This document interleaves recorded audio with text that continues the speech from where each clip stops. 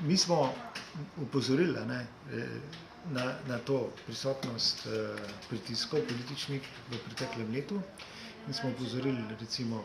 v takem času, lani je bila zelo odmevna afera Bulmastifi, kjer je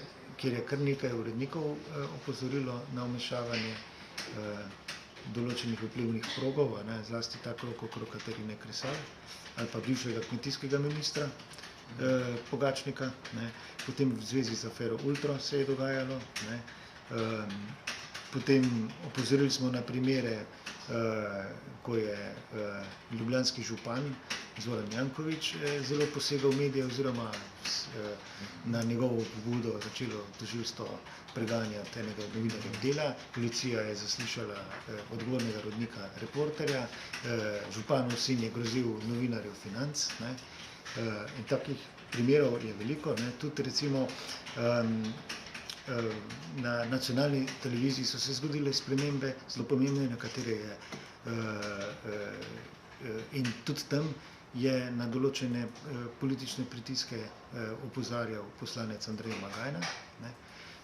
da naj bi zradirali nekaj novinarjev oziroma odstranili nekateri novinarji, ki vladi niso všeč, in tudi recimo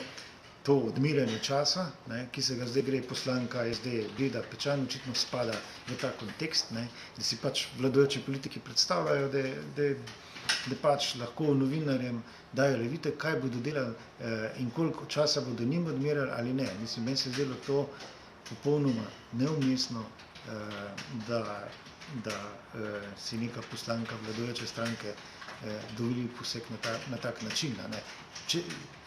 Seveda, lahko bi se tudi zgodil zakulisno. Je pa to nadaljevanje politike varuhinje pravic poslušalcev in gledalcev Miše Molk, ki vzame štoparco in meri, koliko časa v Odmevih odmerjajo novinarji prostora in časa gostoma, ki pridejo.